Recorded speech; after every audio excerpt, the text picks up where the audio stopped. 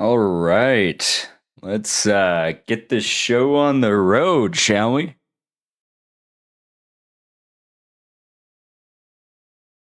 It's all very new to me. So, trying to just figure this all out, right?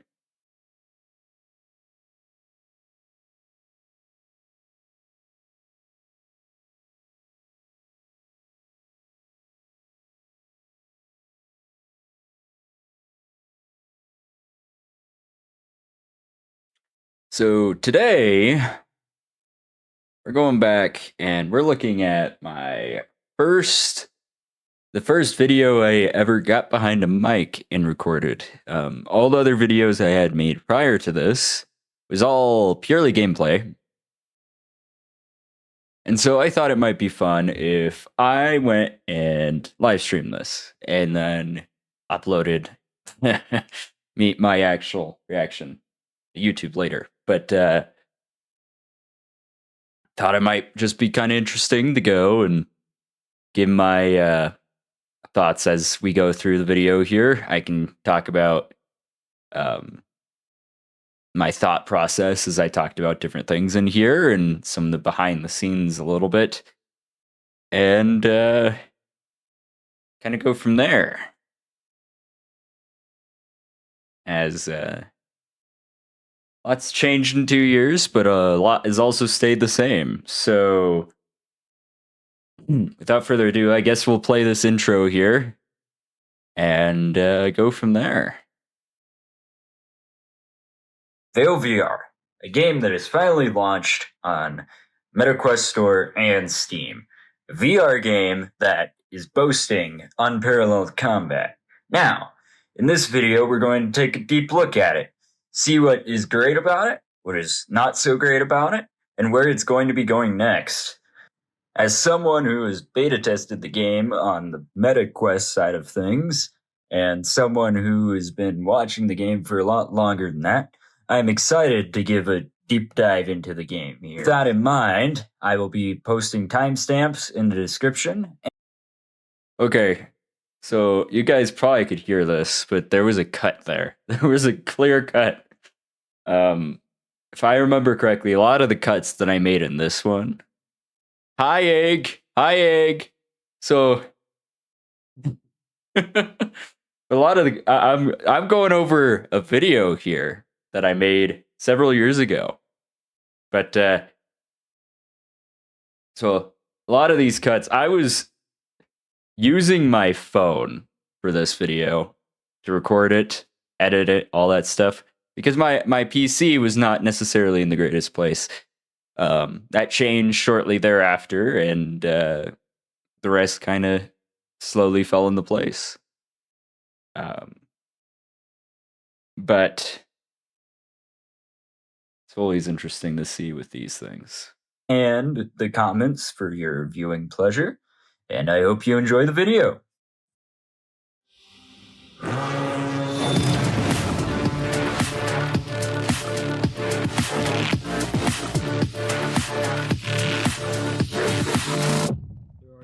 Vail VR is a VR competitive shooter, which emphasizes gun.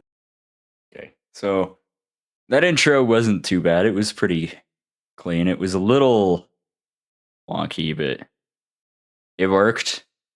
Good start. Play, combat, and teamwork, having many tournaments and being a game in the IVRL. Set in the future, where the Earth has been blighted and combat hasn't occurred for years, two distinct opposing forces exist: the colonists and the Rehab Corporation. The colonists, as the name implies, have moved on to colonize other planets, while Rehab consists of those who stayed in an attempt to rebuild Earth under Rehab Corporation's guidance and protection. The colonists see the future in the rest of the galaxy, but are forced to return to Earth to obtain sensitive data from artifacts. Unfortunately, these artifacts are protected by the Rehab Corporation as they seek to maintain control over the populace of Earth. Forced into a war, both sides recreate weapons from the past, and as the war evolves, humanity's future lies in the balance and becomes uncertain. In Vail... Okay, I just had to pause here for a second. So...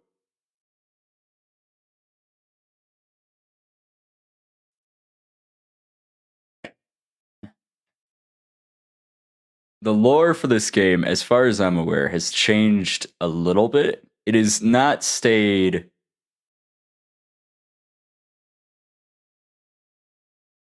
quite as simple as that. And if you also notice, this is very clearly edited to fit the specific aspect ratio of what the Quest could record. Because I wasn't recording off of a PC, I was recording off of my Quest and then uploading that to my phone and editing it, doing all that stuff. You might also notice, if you are someone who's played Vail before, some of the systems that are in this video are a little different. Graphics look a little different. The characters look a little different. Heck, even I think there's a couple clips in here where it's the old ammo system with 3 mags instead of an ammo pouch. Even that ammo pouch has changed. So it's just something interesting to think about. You could become one side of the conflict, as we are left to see what happens next. Vail VR has been in development for 7 years by the dev team AEX Lab. Now it's 9 years. I'm afraid it's been 9 years now of development. Founded by 2 brothers working on the game as a passion project, they formed the dev team that would soon become what it is today. In the past year alone, the developers have made massive strides in the development of the game. From moving the game's engine to Unreal Engine 5, which by all accounts was a risky endeavor and has caused a myriad of issues for other games, to successfully porting the game to Quest Native. This game has had an exciting past year alone. After preliminary pre-alpha tests in 2021 and alpha tests in early 2022, the game entered beta on Steam in 2022, and shortly afterwards announced an IVRL tournament. As the team continued development, the game eventually entered early access on Steam in November 2022. During this time, they added South American and Asian servers, which was a crucial step in making their game accessible to a wider audience. Hard at work adding more content to the game. Sometime during this time, AEX Lab made a crucial choice: the movement to Unreal Engine 5. After roughly 3 months of known content, in March 2023, I revealed more about what was to come in the following months. A roadmap, and as far as I can tell, an announcement moving to Unreal Engine 5. Okay, so this section of the video, right after the intro, it's all based upon going back and trying to reconstruct what happened. As many retrospectives tend to do, they go into in-depth discussion of that. And so when we get to this is Skrill, okay. So when we get to the video, the structure, I was very much going for very much similar to what I saw a lot of other creators do in other games at the time. When we get to now, I have spent extensive time refining how I've wanted to structure these, because originally what I was doing was I wrote basically a script down. It was just me talking about whatever it was I was talking about, recorded it, maybe went a little off track in a couple sections, and those were my videos.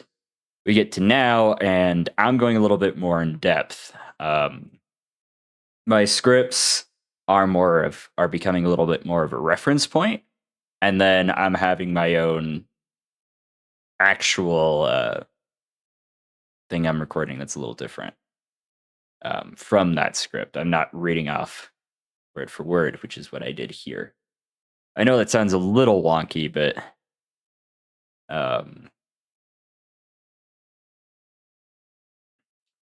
you'll see where that goes in the coming weeks as I finish working on the video that I was originally going to upload today, but is still a work in progress. But yeah, to allow for a much more polished port to Quest. At this point, many casual players had started playing other games that added more content. Only having a few modes and a small pool of maps, this was certainly a problem. In April, they released the Unreal Engine 5 update, one of the first VR games to use this revolutionary engine. With this came a new map, hardpoint, and 3 new guns: the MR96, a bolt-action sniper rifle, the G28Z, a semi-automatic DMR, and the Grot B. Like many games which have swapped over to this engine, there was plenty of bugs. The following weeks, the dev team would be hard at work squashing these bugs and preparing for another big milestone: launching the game on Quest. This would prove to be a difficult challenge for the dev team, but would pay off if it was done correctly. In the following months, the dev team would make moves to optimize the game and squash as many bugs as possible, leading to the Quest Alpha. And in the summer of 2023, they finally did it. The game was now in Quest in a closed alpha. In the following months, they would continue the work on the game, and on November 3rd, made another stride, introducing the shuttle to the game, a hub in between games where players could vote on what map and mode they would like to play, as well as fixing many more bugs and reworking the structure of the game to make future updates easier to implement and make downloads smaller. Then, 10 days later, another big milestone was reached. Vail had officially been made available on App Lab. With this update, they also overhauled the menu and improved upon the shuttle. With this update, they also added, or re-added, the knife, a surprisingly powerful melee weapon. They would then later move on to make changes to artifacts, making the winning points 7 instead of the prior 11. And then they went back and changed that to 9 at some point. I don't know if I say that in the video. But I remember that change was quite controversial at the time. They were not happy that it went back down to 7. But nowadays, 3 or 4 11-round games would be insane. As it stands, going to 9, especially if it's 2 close teams, one map can be close to like 30 minutes, maybe 40. I could be wrong on that, but when you have like 3-4 maps that you got to get through, especially when you get onto like finals and VRML, that is a long time you're playing, and so it becomes a lot more endurance based. And especially the higher the rounds, if they had more rounds, that would have completely changed where VRML is at now. Even if it's just a couple more. Another thing to note there, when I talked about the knife, what I should have done, or what I would have done now, is I would have gone and I would have edited this footage to put the clip of me throwing the knife at the very beginning of this round here of Artifact, to match up with me talking about it in the video like that. I probably would have just cut to me holding the knife and throwing it and all that stuff as I was talking, and then I might have cut back to where it was before, obviously minus that clip, so it wasn't repeating. But yeah. Adding a new map variant to Scout Snipes on Mar. They also made the knife throwable. The game would then proceed to have multiple patches until the 24th of January 2024. The release of a Proto 1.0 so they could stress test it. With this massive update, they added quick play, progression, 4 new weapons, a new ammo system, the ammo pouch, 2 new maps, Void and Atmos. The game is officially launching on February 15th. This is an exciting new milestone for the game. With this brief history in mind, let's move on to another aspect of the game, its importance. The importance of Vail VR stems from more than just the game itself, but also the state of games in today's day and age. Devs are overworked and underpaid, games are released in incomplete states, and most development teams give next to no communication and interaction with the community. Best example of this is with Activision and their titular series Call of Duty. Most of those games... I had no idea what I was getting into saying that. I was a little prolific. Activision's in a bit of a wonky state right now, especially with Black Ops 7. But sometimes it's just funny to hear what people had to say even 2 years ago as comparison to now. Games released with controversial or lackluster content are clearly unfinished and rushed out the door to meet a deadline like it's a meal at a restaurant. Video games are an art and take time and effort. If done sloppy or left unfinished, it can leave the enjoyers of the art with at its best a half-baked product and it not reaching its fullest potential. Vail VR's development team, AEX Lab, is an antithesis to this of sorts, communicating frequently on social media and whatever you may consider Discord. Devs tend to run frequent Ask Me Anythings and are quite open of many things to the community, which is a drastic change of pace from other games where the devs rarely interact with the community. Another positive thing about the game is the extremely well-polished and satisfying gunplay. Having played everything from Robo Recall, Zero Caliber, Contractors, and onward, I have seen many different styles of handling guns and ammo, from hyper-realistic to reloading by throwing your guns at an opponent. The game finds a happy medium, selling for a bone. That was a Robo Recall reference, by the way, with the throwing. But there's a lot of different styles in VR because of the nature of how VR is. You either got to go for realistic or you got to go for wacky. If you go for realistic, that obviously can increase immersion, but it might make it harder for the player. And so there's a little bit of an interesting balance there. Style approach, having guns and ammo mag physics, but also polished gunplay, opting for an ammo pouch where you store all your mags, and having your primary floating close to your center of mass and your pistol around your hip. Your knife is also around your shoulder, and your nades are on your arms.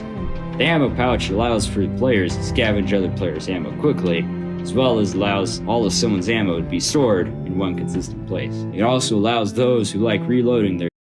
I remember the music I used for this. So I was using the editing software that I was using, which I think it was KindMaster. I was using the music they had built in as background. And some of the music, like this song, got really distracting and hard to mess with. And so it's just something interesting to think about because you don't really always think about, okay, you have to be careful about what music you use in videos. When you're a viewer, obviously it impacts you, but it's not something that should be loud enough where it's like actively on your focus. It's more background noise to help the speakers help build the atmosphere of what the speaker is saying, much like how movies do. But if it's overused or overdone, that can be a problem as well. And so going back, what I probably should have done is found my own copyright-free music that was very similar to what Vail has. Like what I was playing at the intro here, for those curious, it was Mogren Radio and Return from MGSV's soundtrack. I've used some of that stuff, some of the MGSV's music a couple times for Vail content because thematically it sounds very similar and it doesn't get me copyright claimed because of how I use it. And so stuff like that is things I picked up a little bit later on with my videos. And so it's interesting to note because there's some games that you can just use their music because of how the copyright for those games are. You can use it for videos on YouTube, on Twitch, on all those places. But yeah, you can't necessarily use everything. There's some things that are definitely off limits. And so I was trying to play it very safe with copyright-free music from the editing software. But that obviously had some interesting effects.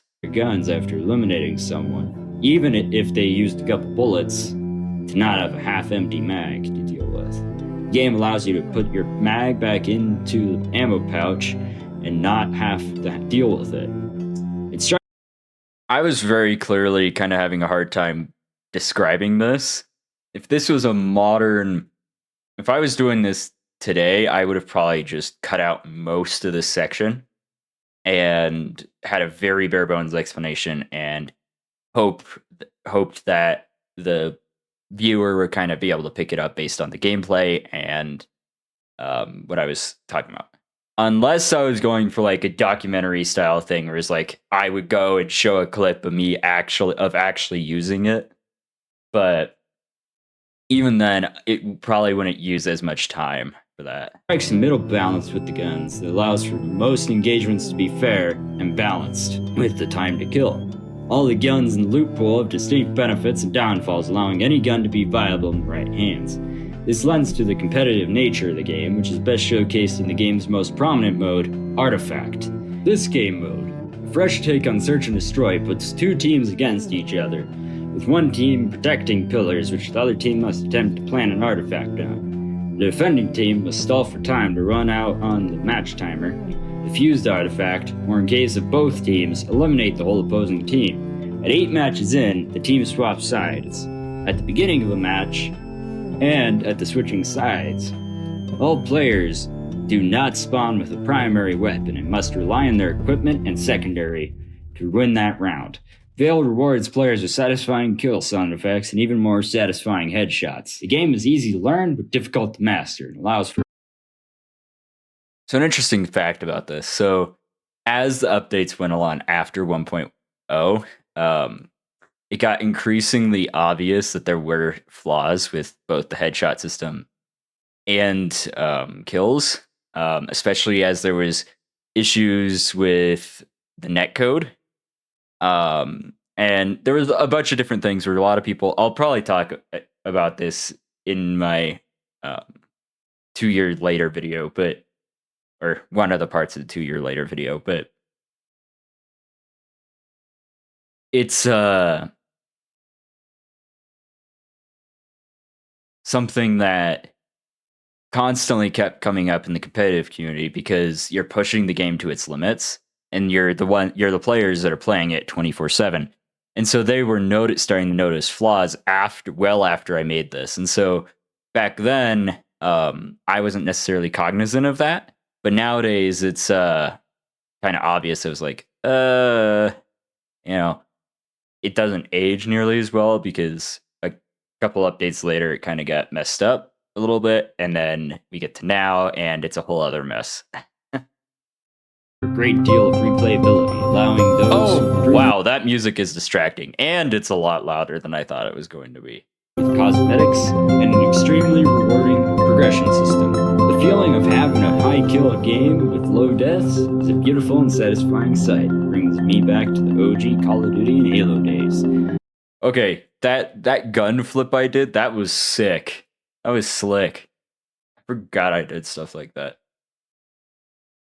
If I end up live streaming this game more, I need to do stuff like that. But I need to play the game a little bit more off stream to kind of refamiliarize myself with the game, because I've been trying to play recently and it has not gone so well for me. I'm getting absolutely pummeled by the top 10 teams. The game adapts many elements that made those games special. With a well-made selection of maps and modes, as well as having non-disbanding lobbies and map voting. While lacking a campaign so far, the game makes up for it with satisfying gunplay, good communication from the devs, as well as adapting many positive things from other games. This game's solid groundwork, I believe, can usher in a new era for VR games, much like Halo and Call of Duty did for pancake games. This game has a flair to it that many games have tried and failed to replicate over the years and has been lost in both of those beloved franchises. While I have spoken quite... Like that section, it was almost unintelligible to see what I was saying, or hear what I was saying. That's not good. But that was also a problem with editing on mobile too. It was really hard to balance the audio like that. And sometimes I still have issues with when I'm trying to use specific audio tracks because I haven't worked with that audio interface before, and so I got to familiarize myself with how the song plays to be able to edit it into the video correctly. Because if I'm in a high talking point where like I'm getting a little bit quieter on the mic, I can't be playing a song that's a little bit louder, because even if I turn it all the way down, it's going to start messing with it a little bit more. And so a lot of what I have to do here is I have to be very clear on the mic and try to be consistently the same volume, even though sometimes that can be a little wonky. Especially when I'm doing longer videos, it might fluctuate a little bit. Yeah. Quite positively about the game thus far. That does not mean the game has its downfalls. Say right now, this game is basically held together by like I should have cut out the audio from the music here. a homeless man. Right. I said to prior, Vail has had. But I don't know if you guys even heard what he said. He's like, this game is being held together like a homeless man on crack. I need to pull that clip back out and put it in that video as a because I'm mostly done with it. I have like a couple more sections I need to record, but I'm mostly done editing the first couple parts. The point with that one is I'm going to upload it in like 10-minute chunks, because that's about how long each of my sections are, talking about a specific thing. But that needs to be somewhere in that video, because that quote ages well, very well.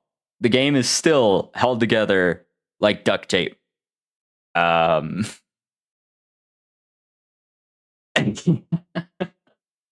Yeah. Its fair share of bugs, some causing crashes, others various audio bugs, and others a bit more comedic. Regardless, these issues made the Quest version of the game at its App Lab launch a bit unwieldy for some. Other issues arise from the potential downfalls of Unreal Engine 5, being the newest evolution of the Unreal Engine. It has caused, and can be, a buggy mess at times. Vail has not been spared of. Unreal Engine 5 is still buggy to this day. That was where a lot of the concerns with Metal Gear Solid 3 Snake Eater remake, the Delta remake, that's where that came from. A lot of concerns came from with that, because it was an Unreal Engine game. It was buggy for some, but it wasn't for everyone, which was interesting. But yeah, that's still a problem even with Vail. Like, Unreal Engine is one of those games where you have to be, or one of those game engines where you have to be very careful, because it can be extremely buggy if not handled correctly. They're causing these various issues. However, the development team is working hard to fix these bugs and are extremely open to feedback. Another issue arises from what many games have had to deal with: how to handle the competitive and casual player balance. The best example of this being a problem is Population 1. Players have gotten good enough at the game that the skill floor for casual players goes up tremendously high. This makes many of the casual players deal with a frustrating game cycle for them, learning the ropes of the game. Many tend to have a low retention rate because of this. Prior to launch of Vail, Yeah, Population 1 had a very strange solution to trying to fix that problem. I actually had a part in trying to have a different solution than what they had, but they didn't. The developers, I think it was mostly because of what meta was going on, were not really willing to have an official partnership with us to make it work quite as well. At this point, maybe I'll just do a video giving like the history of some of that stuff, because it's actually really fascinating, and it might be interesting for the average viewer to listen to. But yeah, retention is something that is got to be carefully dealt with in VR, but games and media in general nowadays, because with TikTok and all that stuff being short form, it makes it a lot more complicated. it would be a common occurrence for casual players, and those at the competitive level, to constantly interact, considering the game being hard to play and not many people buying it because of it. With launch, the Vail should have a new steady stream of players looking to try it out, and this should help alleviate the problem. Now with this all in mind, before we bring you... And in some sense it did, but it wasn't really until the social hub came around that it really had a huge influx of players. And then it's been a roller coaster, as like my interview with Tropical a year and 3 months ago indicated. Yeah. Everything together, I have a special guest, a fairly new player to VR, the Praying Dalek, to discuss his thoughts on the game. Well, I'm a fair. Okay, so immediately the cut to him talking, that works, right? But because of the music, it's really hard to hear him right here. New VR player. I probably should have gone back through the video before I put it onto this and just scrub the music, but for the purpose of the stream, I didn't want to go and do anything like that. I wanted to keep it as authentic to how it is on YouTube, just in this format instead of on YouTube, so we don't have to deal with ads or anything like that. But yeah.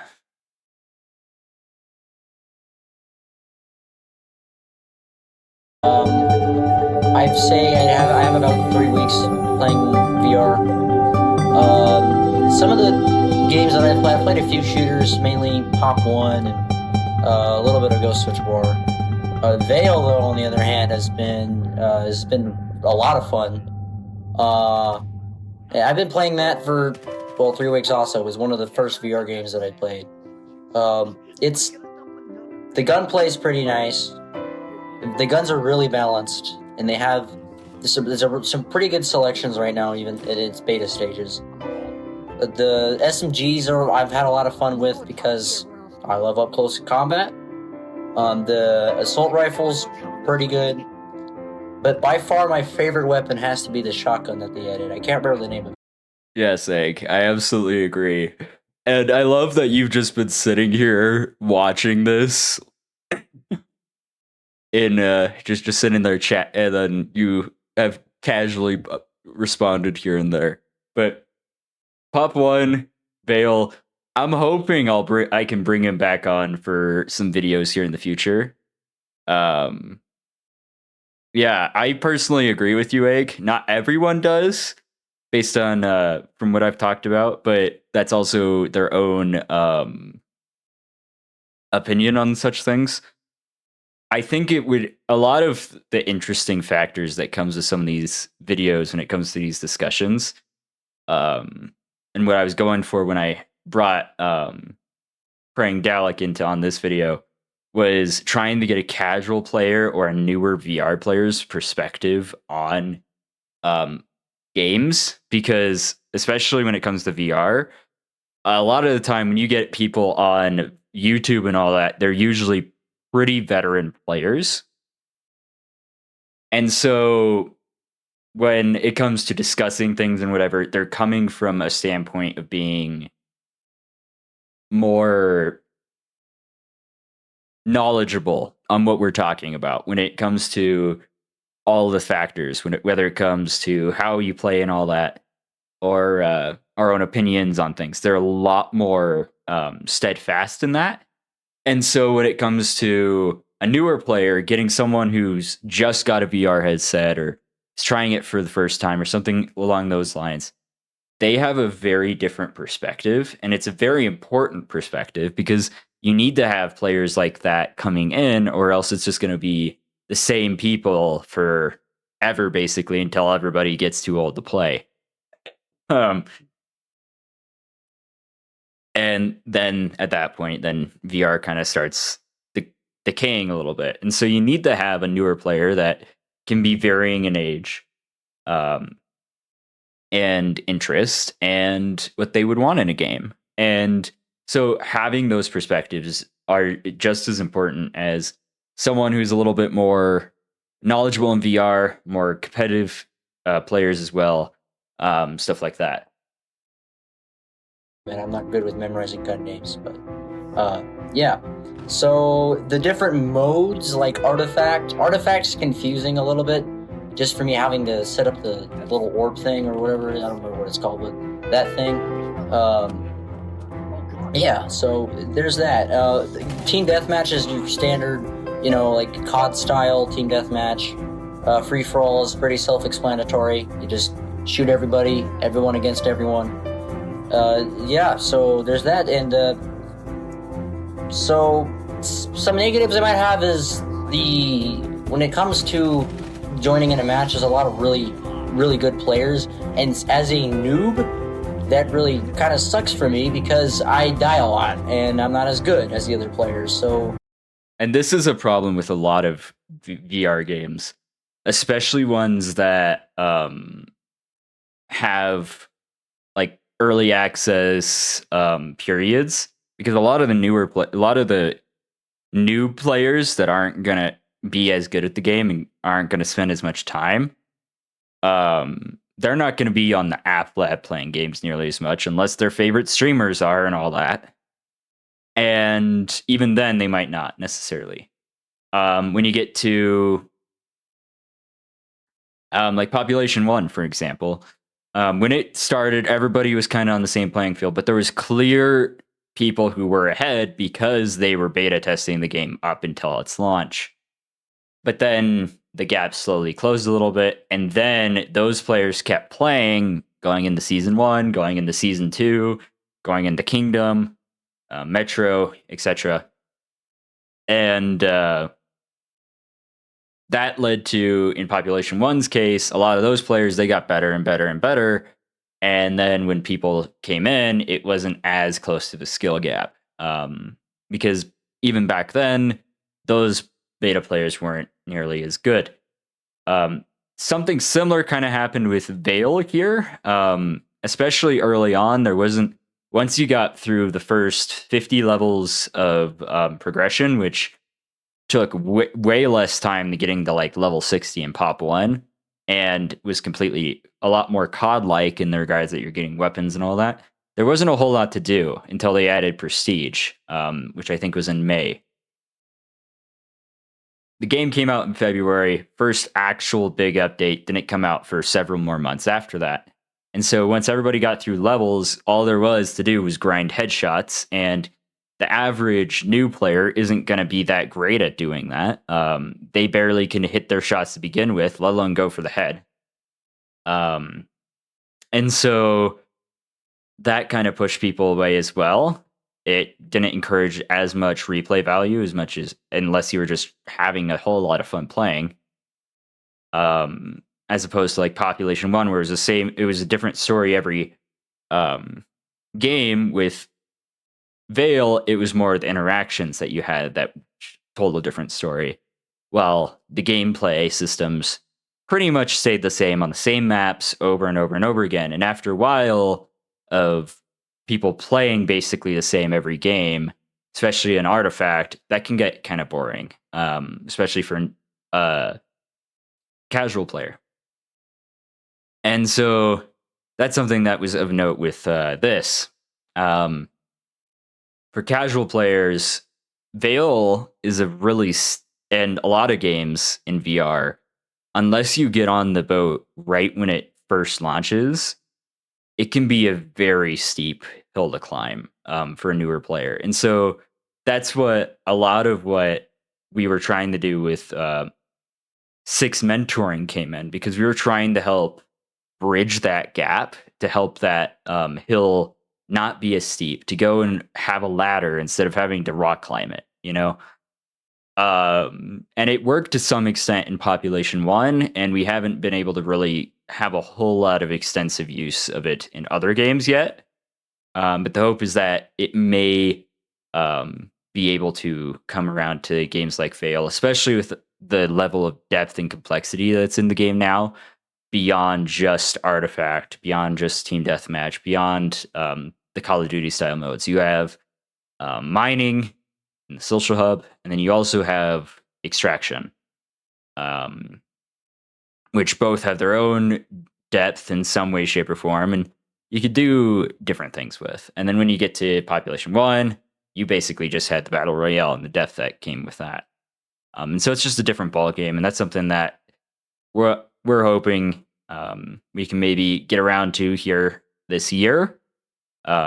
Obviously, I've been saying this for a couple years now, but I think now we kind of have the resources and the means to do so.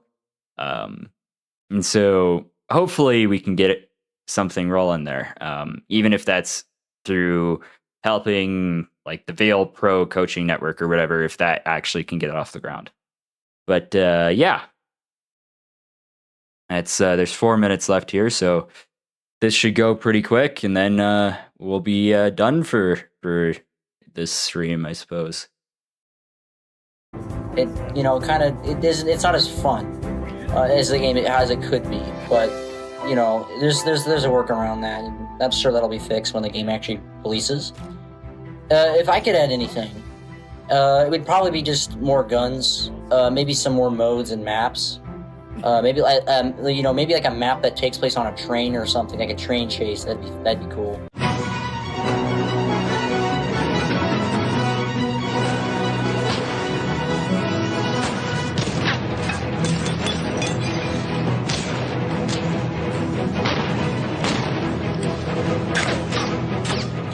Maybe a little. I didn't do more editing like that, because I just cut away to that scene from the Lone Ranger when they're fighting on 2 trains. Because that was immediately what I thought of when he was talking about that, because he said train chase. I mean, come on. I thought it was funny. Not everybody probably thought it was, but I thought it was a good cutaway gag. But if that's something that I probably should do more of, is doing something visually interesting like that when I talk about something, especially if I crack a joke. But yeah. Weird, but something like that, or maybe a map that moves, like you're on a cargo plane, and you have to and they taking cover, like they slide and stuff as the plane's moving. Get down! Get down!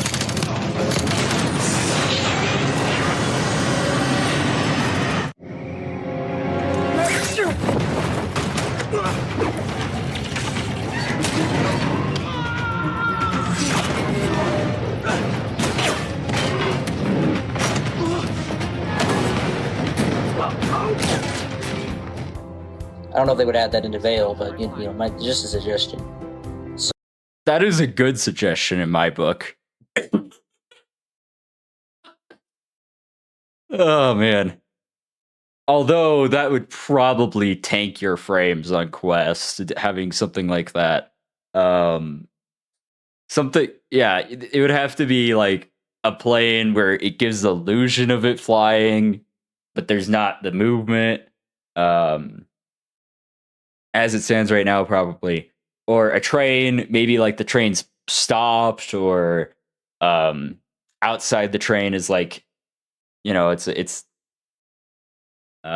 there's some sort of there could be workarounds, but it wouldn't quite be the same, I don't think, because of the limitations of what you can do in VR right now. They could probably make it work, but would they actually go through that work? I'm not entirely sure. So my overall thoughts for the game are, the game is pretty good. If I had to rate it out of 10, it'd probably be a pretty solid 8. There's a few things I think they could add, and it is lacking a little bit, but not a whole lot. And it's in its beta stages, so I can, kind of put that aside. But yeah, the game's it's a lot of fun. I highly recommend it. I think it's also going to attract the attention of a lot of big names, like a lot of COD players. I treated that MK firing like I was shooting an AK in Pop 1. Are probably going to enjoy the game, because it does feel kind of similar to COD in the gunplay, other than it doesn't have the sliding, which is nice. And in fact, I think Vail's a little better than COD. See, now that's not even really controversial of a statement because as it stands right now, COD is kind of in a messy spot. Vail is too, but it's not nearly as bad as an AI generated campaign. As far as I'm aware, there hasn't been anything AI generated really per se in Vail yet. So, that's a plus. Um, when it comes to looking back 2 years later with COD players, I think a lot of it is that a lot of COD players don't really know that VR even exists. I know of a couple guys who they started out playing VR really, and then now they stream Call of Duty pretty much on the daily now. But that was the opposite happening. It's not as much. Oh yeah, you got I don't know, Nick Merckx going and playing COD. I don't know if that's even a streamer anymore, but you get some famous guy that somebody knows from Call of Duty going and playing Veil. That hasn't happened nearly as much quite yet. Although there was a couple million plus subscriber YouTubers that played the game. I think J-Man Curly, whoever that guy is, for example, was one. But yeah, this is something that I think, again, in the future, as VR hopefully gets bigger, it will slowly fall into place. But yeah. But yeah, I highly recommend Veil and go check it out. So yeah. Vail VR is an interesting game. It has a solid, meaningful gunplay, an already dedicated fan base, a good development team, and a fantastic gameplay loop that, while isn't going for the milsim gameplay, is still immersive and incredibly polished. With many new and amazing updates on the way post-launch, I expect this already amazing game will become something truly special. This game brings me back to the old Call of Duty and Halo days with the lightning in the bottle it managed to obtain. While the game has some issues, they're fairly outweighed by the good the game features. So with this all in mind, let's talk about what to expect from launch. With the launch... Okay. With the launch of the game, they did a couple things. I might kind of scrub through this a little bit. I won't comment on that because it doesn't make a whole lot of sense, but... Vail VR, you'll be able to explore 12 maps and 30 unique variations of them for the various game modes. Artifact, Hardpoint, Capture the Flag, 1v1 duels, Team Deathmatch, and many more.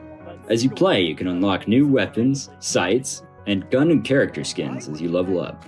With the launch also comes matchmaking, 3 new weapons, a semi-auto shotgun, a pump shotgun, and the Deagle.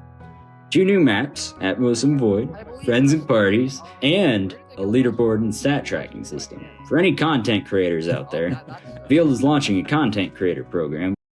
Yeah, Egg. That's very much the vibe that I've gone with my YouTube channel, is going into that narration from like the 90s when you do go back on like the documentary and like training videos. That's very much the vibe that I was going for, was that almost retro style. Because all these guys nowadays, they're going for that flashy they're going for that flashy, over the top, overstimulating video. I'm going for the kind of thing that like us more older, longer attention span people would probably be able to appreciate a little bit more. Educational. Yeah, that's a good word. But it also doesn't hurt that I have the voice of that. People keep telling me, you're like, "Hey, Warrior, you got a radio voice," and I'm like, "Okay, I'll make a radio show on YouTube." But yeah,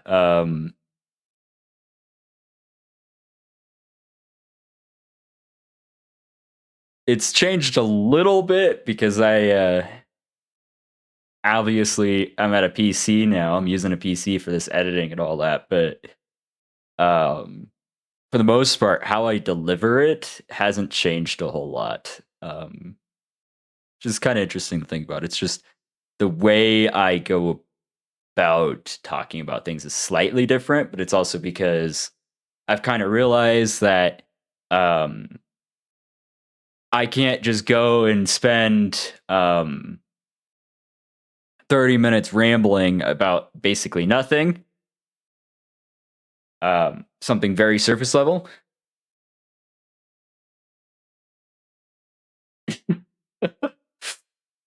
That same saying she has a nice personality. I mean, you can't go super, whatever. But you also can't go so far in depth that you lose the viewer. And so you got to find a healthy balance where it's not like, okay, here's an hour-long video where you start off really simple, and by the end of it, you're talking about quantum mechanics when you started talking about 1+1. You can't just skip to the quantum mechanics. You got to ease the viewer into it. And so when it came to this, I went point for point, while what I'm going for now is more easing the listener into it a little bit more. Going from a more logical thing instead of being a little bit more arbitrary here. But I appreciate that you think I'm good at it, Egg. Especially because this video was the first one I did, and it was the worst one in my opinion. I did a couple videos that weren't scripted, that were like 30 plus minutes long, that while the people who watched it, watched a lot of it and tried to treat it like a podcast. I think more of the forte of what I'm going for in the future is more stuff like this, where it's like, okay, I have a focus on something. I talk about it in my own pace, in my own tone, in that radio 90s style. And we go, and that's the video. It's not, okay, I'm going and I start ending up on a side tangent on accident. Like I kind of am now. Yeah. Like I said earlier, that was something that I very much noticed with this. Like I said earlier, the music very much is one of those things where, especially in this one, it was very much a problem because of the nature of how I was editing the video, and also the fact that as we got to the thematics of what I was talking about too, it also felt a bit, now at least, it feels a little awkward and not quite what it needed to be. And so in the future and in the videos I've made after this, I tried to tone that down a great deal. And the videos now, I'm making a very clear effort to keep the music a lot more, okay, this is just background music instead of it's as loud as the talking. The editing software I had at the time, it was just audio tracks, and it wanted everything to be the same volume. Well, what I use for editing software now, I can have an audio track as music, an audio track as my voice volume. And so like the voice will automatically be prioritized and louder. And then I just can adjust as the song goes along. Because a lot of the problems here was that, okay, it would get to a point where it gets a bit louder because of the nature of what the song is. It gets louder on purpose. And I wasn't prepared for that. I tuned it for what the beginning of the song was, and not that crescendo, where it's a lot louder. And so when it got louder, it really overpowers me talking, which is a big problem. But that was one of the biggest things that I immediately took into feedback for this when I first made this, besides the audio quality, which you can kind of tell. It's kind of hard to tell because of the music, obviously. But I was recording it all off of my phone, while now I'm using an actual mic, which there's a slight audio difference. It's a little bit better with the normal mic, but which comes with rewards, which can help boost your channel. How to apply will be in the description. Also coming with launch is a giveaway, featuring a custom VR-ready gaming PC in collaboration with Happy147. Specs will be in the description, and alongside this, 5 merch packages, 10 Quest 3s, all of them being 128 gigabytes, and potentially more unannounced exclusive prizes. I will link the giveaway in the description and the comments. I will also link the Quest store page. Now, without further ado, with all of this in mind, I would rate the game a solid 8 out of 10. While the game is not perfect by any means, what it does have, the core aspects of it, are extremely well made and solid. The game has so much potential, and I am excited to see where it goes next. Round starting.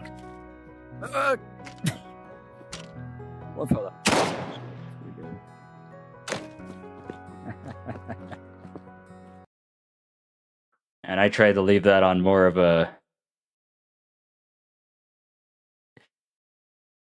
casual note as it just cut back away to the audio of the gameplay after I got quiet. Something I also, when it comes to doing reviews like this, kind of realized that is a problem with things like IGN and GameSpot and all those. Vail does have skins now. Some of them are free to unlock. So like the guns, all the guns have 20 skins that you can unlock through getting headshots. And then the player skins are unlocked rather through prestiging. So once you hit level 50, you have an option to reset to 0 and you go through leveling again. And you get player skins through that. You can then also buy them through the store, or they have a loot boxes that give skins for the guns, the knives, and the player skins. So you can get gloves, cloaks, helmets, through all 3 different means. The prestige system is the most reliable way to get skins. But yeah, as it stands now, it's very much a stark contrast to back then, because you get to these videos and sure, you would have a couple people with skins, but a lot of people were just wearing the default outfits. But nowadays, it's starting to get a little bit more varied. It's very rare that you see someone just wearing a default colonist now or default rehab. There is people that still do, but it's not just everybody. It's it's not like this anymore. It's more, okay, you got guys like this guy. And yeah. It's got some variation. It's not just iRobot anymore, egg. But yeah. Last thing I kind of have to say here, unless you have any more questions on this stuff, egg, is the fact that I found out, the rating 8 out of 10, whatever, all that stuff is very arbitrary. And so when it comes to future videos, I am not going to give a rating out of 10, out of 5, out of 100. None of that stuff, because at the end of the day, a lot of these discussion videos, a lot of these retrospectives, a lot of these talking videos where it's, okay, you're discussing something. The point that should be made is not the nature of, can we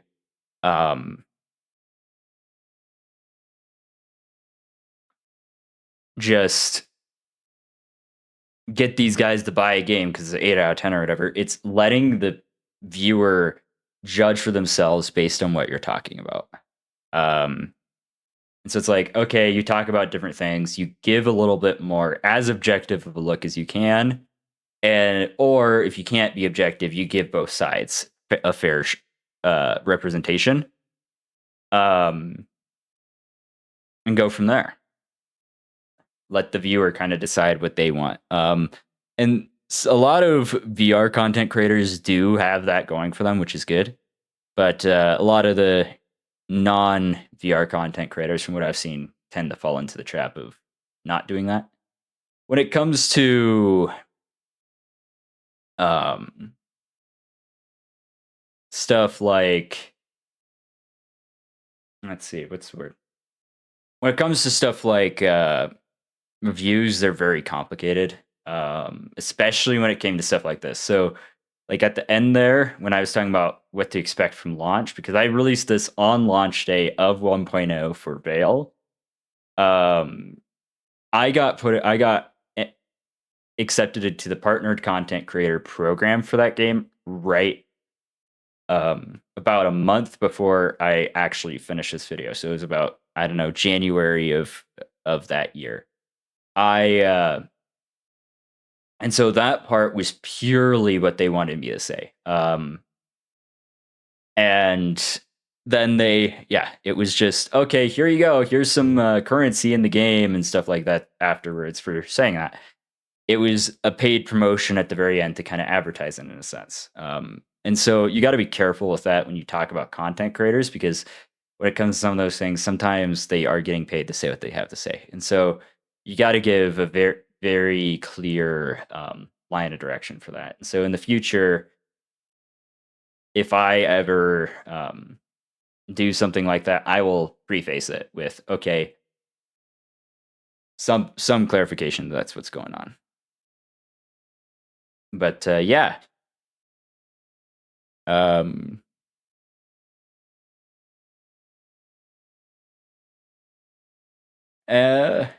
But with that said, I think this is a pretty safe place to kind of conclude here for today. I just wanted to test this out to kind of see how all the Twitch stuff works here, and I thought this would be a good way to check that, because I can just monitor the Steam chat here, or stream chat, and just kind of see preliminary how this goes without me actually being in a headset and having to deal with that stuff. So in the future, I'll probably go and do more of these, especially in game. But for now, I think this is a pretty safe spot to end. Yep. Exactly, Egg. A lot of what I did here, going over this, like muting the chat. A lot of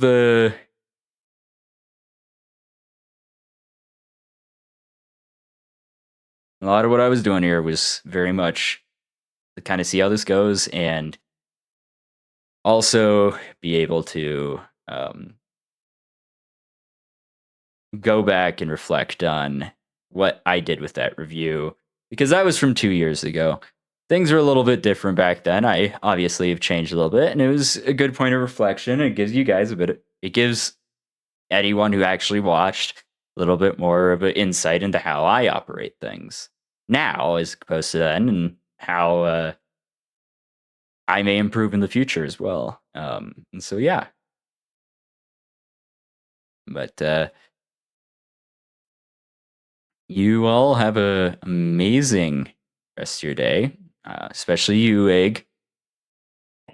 It will improve in time.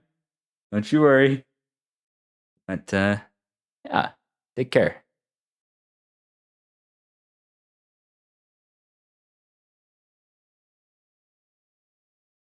Yep. And good luck with Gen X.